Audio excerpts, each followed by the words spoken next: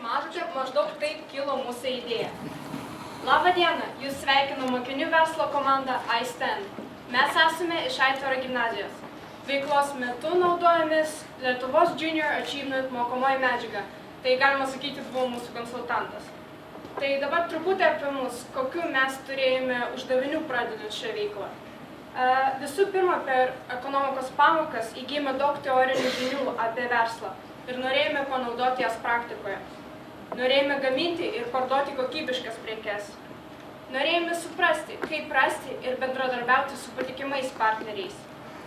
Norėjome domėtis ir patenkinti žmonių poreikius ir suprasti, kaip iš to gauti naudos, dirbti pelningai. Ir galų gale norėjome išmokti vesti buhalterinę apskaitą. Mums buvo nesunku nuspręsti, ką mes gaminsime, nes visi esame labai kūrybingi. Todėl mes prekiavome vazomis, dekoruotomis oda, akmeniniais papuošalais ir gėlių padėklais. Dabar truputį plačiau parodysime produktus.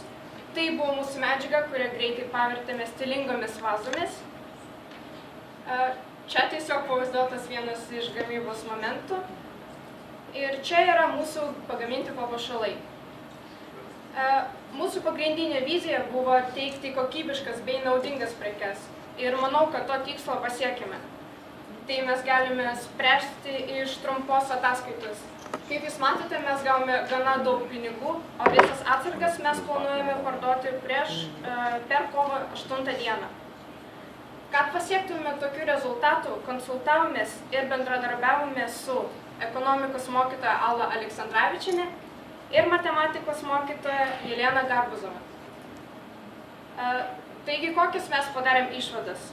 Visų pirma, pasiekimai. Tai mes įgyvendinom užbrėžtus tikslus ir uždavinius, išmokome dirbti komandoje ir kiekvienas iš mūsų turėjo galimybę pagerinti bendravimo įgūdžius. Aišku, buvo keletas sunkumų, tokių kaip vidiniai nesutarimai, komandos narių motyvacijos mažėjimas ir gamyba užimdavo gana daug laiko. Ačiū už dėmesį.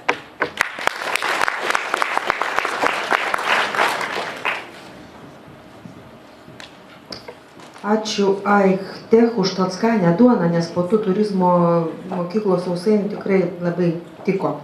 Taigi kviečiame sveikuolius arba